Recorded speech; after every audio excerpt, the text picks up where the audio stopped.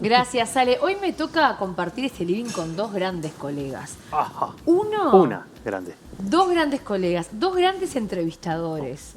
Es una dama, es una mujer que va a estar presente aquí en espíritu, y el otro está en cuerpo presente y tenemos el gusto de compartir pasillos con uno de, para mí, los mejores entrevistadores que hay hoy en la actualidad. Qué caro me va a costar esto, ¿no? Mi Me va a costar compañero carísimo. Álvaro Carballo. ¿Cómo le va, ¿Qué andas Álvaro pensando? Carballo? No, déjate querer. Viste que hay gente que no se deja querer, ¿no? Que no se deja ponderar. Tremendo. Uno de ellos es Alvarito, pero yo estoy aquí para eso, para tirarte flores. Estamos para eso. Que viene a presentar, nos va a presentar un libro de una periodista referente. Sí, ¿cómo una la gran nombrás vos? ¿Cómo decís el apellido? Gilio. Porque, bueno, vamos a hablar de un libro de María Esther Gilio o Gilio. ¿Usted cómo le dice? Yo le decía Gilio, pero no sé cuál de las dos es la correcta, y preparando algunas cosas para comentar sobre este libro que se llama Cuando los que escuchan hablan, me enteré que había una, y a ella le daba lo mismo, Una disputa. como le dijeran. Sí, que había como dos escuelas de cómo se le decía el apellido, y bueno, algo que a ella la tenía sin cuidado. Una cosa que a ella sí le pesaba, y que en realidad por suerte para ella se supo recién después de que falleció, era ¿Qué? su edad. Ella encanutaba la edad celosamente. ¿Por qué? ¿De coqueta? No tengo idea, nunca se lo pude preguntar. Pero sé que hay una muy buena nota que escribe una periodista llamada María Moreno en Página 12, Sí. que cuenta ese detalle, por lo que interpreto de leer las distintas notas que hizo además esta María Moreno sobre María Esther. Tenían un buen vínculo, por lo menos habían conversado varias veces, y hace esa referencia. El título de este libro, Cuando los que escuchan hablan, puede ser sobre periodistas, por ejemplo, Sí. pero en este caso es sobre grandes psicoanalistas. Son conversaciones que tuvo María Esther Gilio con grandes psicoanalistas de todo el mundo. ¿Qué quería? ¿Qué pretendía ella con este libro? ¿Entender cómo generan esos encuentros los analistas? Bueno. ¿Entender cuál es su cabeza? No te sabría decir eso. A mí me parece que lo que quería era... Está mal atribuirle la intención. A ver, a mí me parece que una cosa que queda reflejada ahí es que ella es casi tan psicoanalista como los psicoanalistas. Porque la forma de entrevistar tiene algo de eso, y porque ella cuenta, hay un texto en el principio del libro donde ella cuenta que la primera lectura que le marca la vida es leer a Freud a los 14 años, y además ver una película que transcurría, una película francesa que transcurre con una serie de pacientes psiquiátricos, y hay una gran enfermera o psicoanalista que le salva la vida. Psicoanalista era, y ella dice: yo quiero ser psicoanalista. Finalmente termina siendo periodista, muy buena, empieza a trabajar en Marcha en la década del 60, pero se recibe de abogada además, incluso termina siendo abogada de muchos presos políticos. Pero para mí el reportaje, que es el arte periodístico en el que ella se destacó, tiene mucho de la conversación que puede tener un psicoanalista, si uno lo quiere encarar por ese lado. Puede ser una asociación de preguntas, o puede ser una asociación de preguntas con una intención para llegar a algún lugar.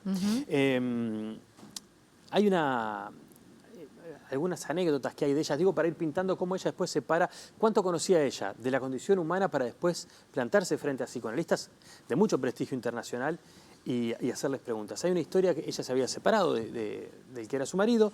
Un día él la llama y le dice: tengo un problema grandísimo, no aparece el hijo de Cristina. Cristina era la empleada de la casa del marido, un tipo que era muy atento con la madre, que la llamaba todos los días. De golpe desaparece, no hay noticias de él, no hay ni rastros.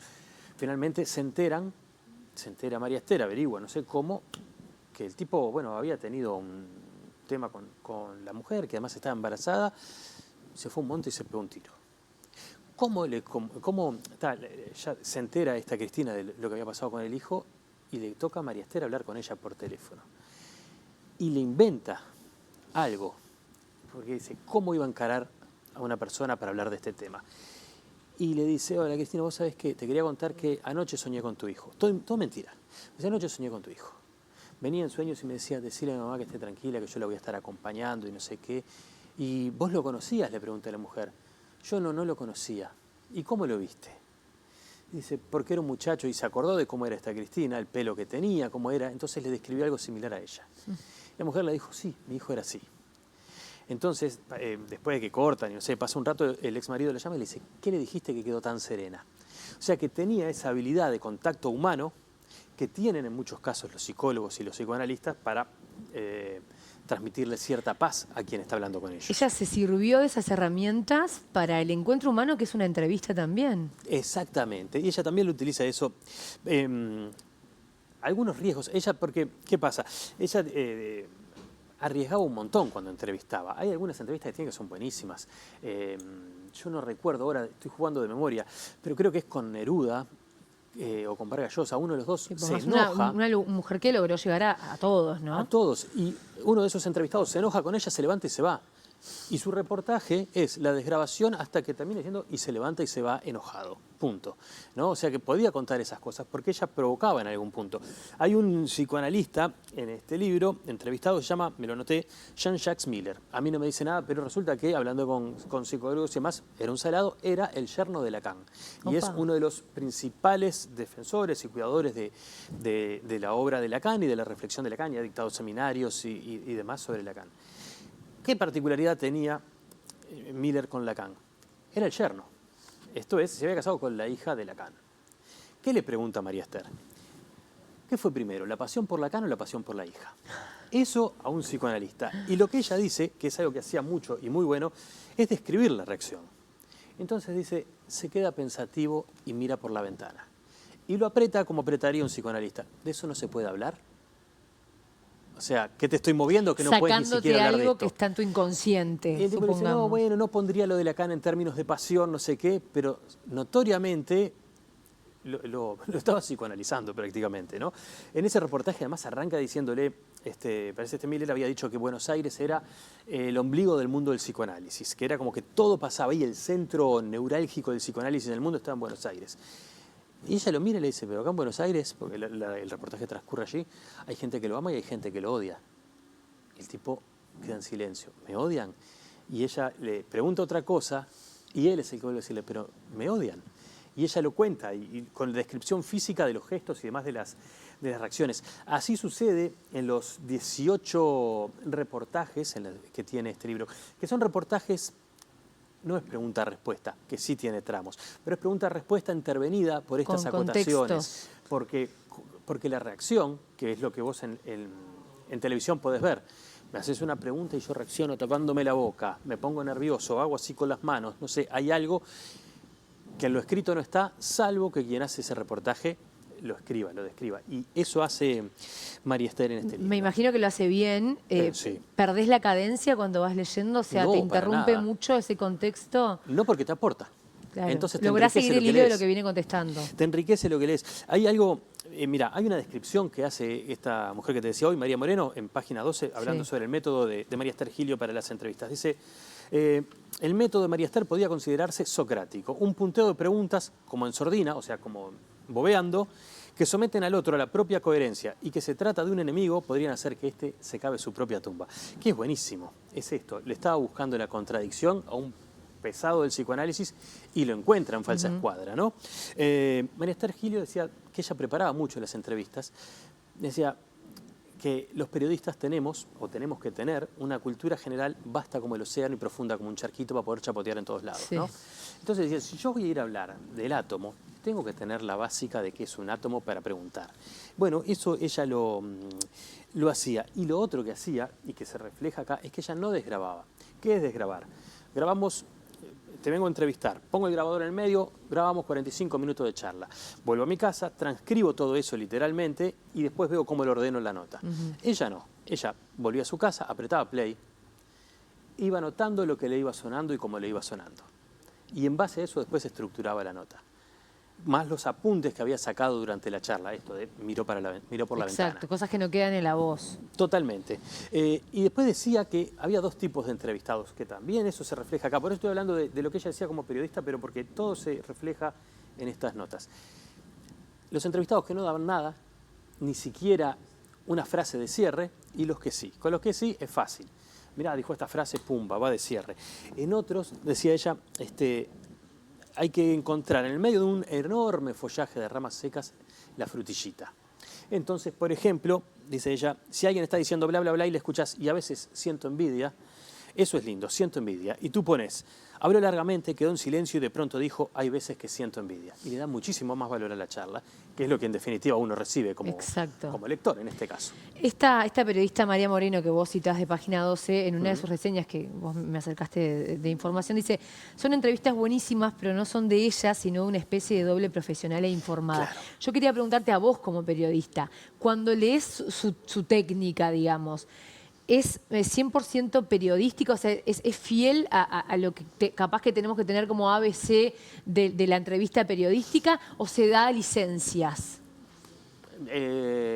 No toda entrevista no toda entrevista es periodística. No, Eso es a lo que voy. pero sí es periodista y es una periodista trabajando. Y es una periodista, una vez me dijo que ella, me dijo, yo soy mujer, por eso tengo ventaja con respecto a ustedes que son hombres, porque yo me puedo hacer la tonta y ustedes no. Yo me paro frente a alguien y digo, ay, no entendí, poniendo cara de estúpida. La nenona. Y va a seguir hablando y va a decir más cosas de las que quiere decir. Entonces, para mí eso es periodismo también. Es una estrategia para hacer que el otro hable. Obvio. Vale en cualquier entrevista que se hace acá, en las historias propias, en las que se hacen de mañana, en la que sea. Vos vas a hablar con alguien, querés que esa persona cuente cosas. Que se pise el palito y cuente que robó, o que te cuente el momento más emocionante de su vida. O que te explique y reflexiones sobre el ser humano desde un lugar académico, pero entendible, y te hablen, como en este libro se habla de la sexualidad, del yo, del lenguaje, del cuerpo, del paso del tiempo, y una cantidad de cosas más que, nada, para mí es un librazo que sirve para conocer más a fondo el alma humana, si quiere, o reflexionar sobre ella. La otra vuelta en Historias Propias estuvo Florencia Zavaleta, actriz de la Comedia Nacional, y este fue el libro que le regalamos, porque era como la idea de sirve para profundizar en la complejidad de los personajes también. Me encantó esta recomendación de una tremenda periodista y con este abordaje bien distinto, ¿no? De seres que viven de preguntar, pero diferente, con diferentes objetivos. Claro. O a veces que también se empardan. Sí, porque en realidad el psicoanalista pregunta poco, espera que hables mucho. Y tiene que preguntar con una puntería de francotirador, claro, quirúrgica. Claro. El periodista también, cuando lo logra, como lo lograba muchas veces María Esther, es buenazo. Hay por ejemplo, ella tiene un reportaje a Isabel Sarli, que es tremendamente tierno el reportaje y es tremendamente destructivo. Las dos cosas pueden ir muy juntas. Y ella lo lograba, eso es lo que logra un maestro, una maestra. Esto ya yéndonos un poco del libro, yo pensaba, ¿no? Te presentaba y vos sabés lo que yo pienso de tu trabajo y la gente lo valora ya hace tantos años acá en Canal 5, pero me da la sensación que no existe. También hace poco se murió César Di Candia, sí, otro gran entrevistador. Una vez los entrevisté a los dos juntos, en Brecha. Bueno, está bueno estos dos ejemplos, ¿no? María Esther y César, dos grandes periodistas destacados por sus entrevistas, sí, pero que da la sensación que tenían tiempo para hacerlo. Y lectores ávidos de encontrar esas entrevistas. ¿Hoy hay espacios para eso? Lo que pasa es que depende de lo que estés buscando. No hay, digo, en el periodismo local, ¿no? Yo no sé si alguno de los dos desarrollaron una carrera y los dos generaron un gran nombre y muchísimo prestigio. Entonces, lo que entiendo es que tal vez no son lo más masivo, pero hay público. Claro, y si hay pero público, son de otra generación, eso es a lo que voy. Hoy, ¿qué pasa hoy? Yo qué sé, yo creo que la gente sigue consumiendo entrevistas. Lo que pasa es que hay muchas más variantes que antes. Antes, cuando vos tenías una televisión de 6, 7 horas por día y después tenías la radio y los medios escritos, no había espacio para hacer entrevistas con espíritu de entretenimiento como si hay hoy. Que de repente en la radio vos te podés encontrar con alguien que va a estar una hora conversando de una manera entretenida y con preguntas. En aquellos momentos, tal vez las entrevistas de María Esther buscaban tener, me sale decir, otra profundidad que no necesariamente buscaba ser entretenida y que se riera y que la leía. Exacto. Lo mismo con César, ¿no? Tener la capacidad o la posibilidad de sacar otras conclusiones. Total. O otros desafíos intelectuales. Sí, creo que en el caso de ella, más que en el de César, era la búsqueda de lograr que el otro quede expuesto pasando desapercibido. Los dos tienen reportajes excelentes. El otro día con alguien hablamos hay un reportaje que le hace Di Candia, cuando vuelve la democracia al general Medina.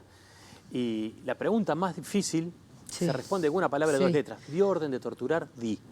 Listo. Había que tener cojones para hacer esa pregunta.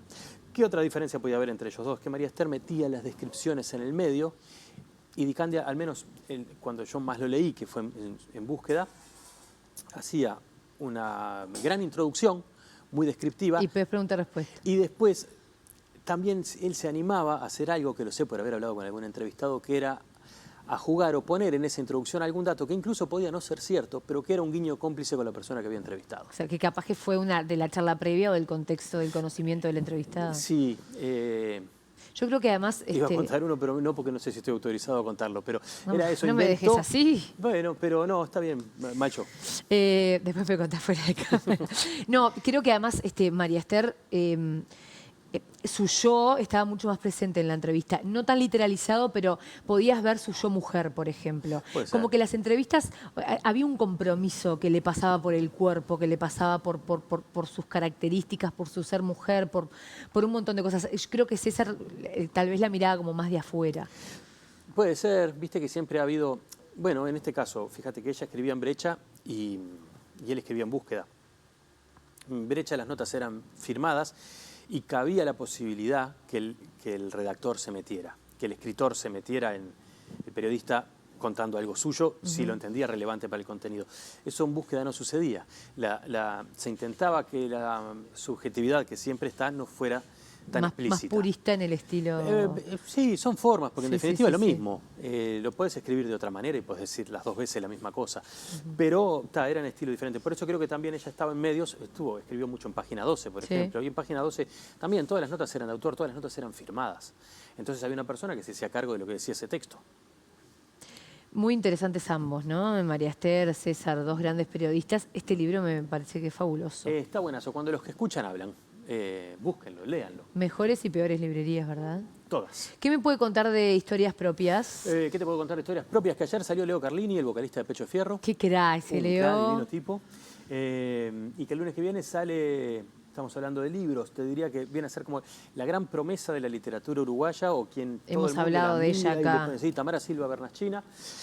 Una cra, tiene 3 libros publicados y tiene 5 o 6 premios recibidos ya. O ¿Es sea, la minuana? Es minuana, que vivió en Hablamos la columna, la última, creo que fue. Exactamente, estuvimos hablando de Temporada de Ballenas, uno de sus libros, que yo lo estaba leyendo preparando la entrevista. Ya sacó otro más que se editó en España, pero se está editando en distintos países. Se llama Larvas.